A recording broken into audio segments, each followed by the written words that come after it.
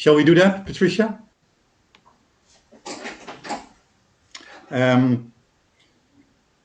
You're muted, Patricia. So I'll just I'll just go ahead.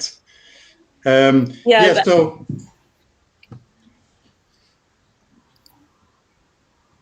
just a second to open it up for our viewers. So Nick, last month I already shared some results with you, and they were also published on our website.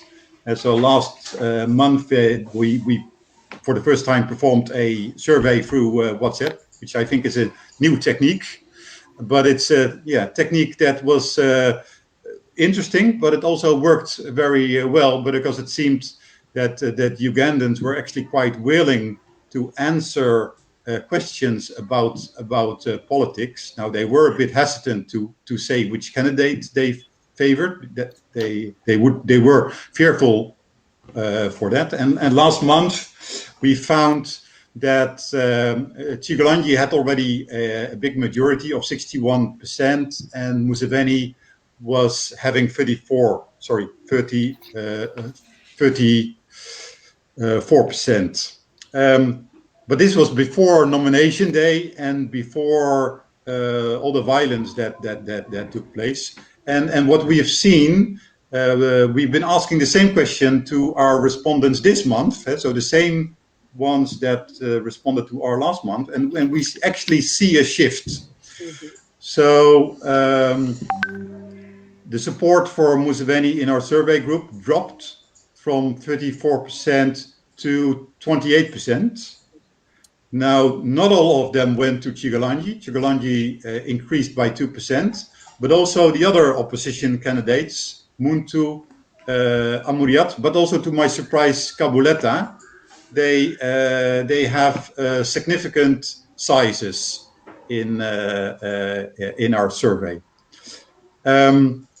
Now, one of the interesting things that you already mentioned was rural versus urban areas. Now, and because we are querying through WhatsApp, not everybody in rural areas has WhatsApp, so that is clear. But still, a quarter of our respondents were from rural areas, and surprisingly, we found the same support for Chigalanyi among rural voters as under urban voters.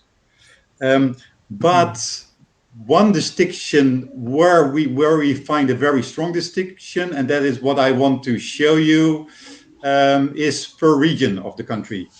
We really see big differences between the west, the north, the central, and the eastern parts of the country. So in the west, where Museveni is originally from, he still has 58% support of the people. In the north, it's about equal, but in both the east and in the central provinces, Chigalanyi has about 3/4 of the votes. And then age. I think age is also an important driver. Basically, what we see is that Chigalanyi appeals much more to the young audience, and especially to people that vote for the first time. We see that people that voted Besigye in 2016 typically vote Bobi Wine now.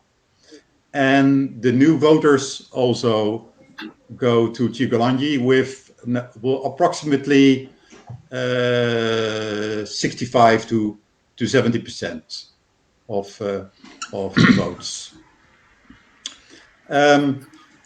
Now, Patricia, you're supposed to asking me the questions. So after your amazing introduction, I'm curious to find out, you live in the Netherlands. Why was it important for you to do the survey? Yeah. So what surprised me was that we're having elections, but there are no polls available. And when I searched a bit, I found one by RWI that was published in August, but it contained results that were done in March, and they had also included Besige, who is not running, obviously. So it was pre-COVID with Besige, so it was basically of no use at all for the Ugandan situation. Perfect. And can you tell us a little bit more about how you did it? I know you talked a little bit about WhatsApp, but can you give us some more details on how you were able to conduct this survey? Yeah, so one of the important things is when you're doing a survey, you have to prevent any biases. If I go to do a group among my own friends WhatsApp groups, then then I will find a large majority for Jigalanji. So the challenge is really to have an unbiased sample group. And so what we did is we wrote a computer program that generates random phone numbers. And there's a limited number of mobile phone suppliers in Uganda. And basically, most of the phone numbers have been taken. So if you just try a random number, then it's likely that someone picks up the phone. Now, not everyone has WhatsApp, but when we constructed 6,000 random phone numbers, we found that approximately 700-800 of these people had WhatsApp. And if you do the full math, that would correspond to about 3 million WhatsApp accounts in Uganda. Now, obviously, there are far more voters, 16 million, but still 3 million with respect to 50 million is not that bad. And so then we just started to write to these 600 WhatsApp accounts, and not all of them responded, but a great deal did respond, and actually was not only giving detail about their vote, but they actually wanted to share much more. They shared videos with me.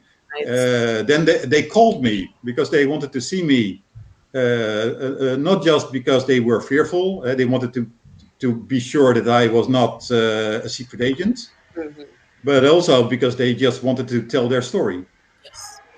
And so it was. I really got to know much more about Ugandans doing this research.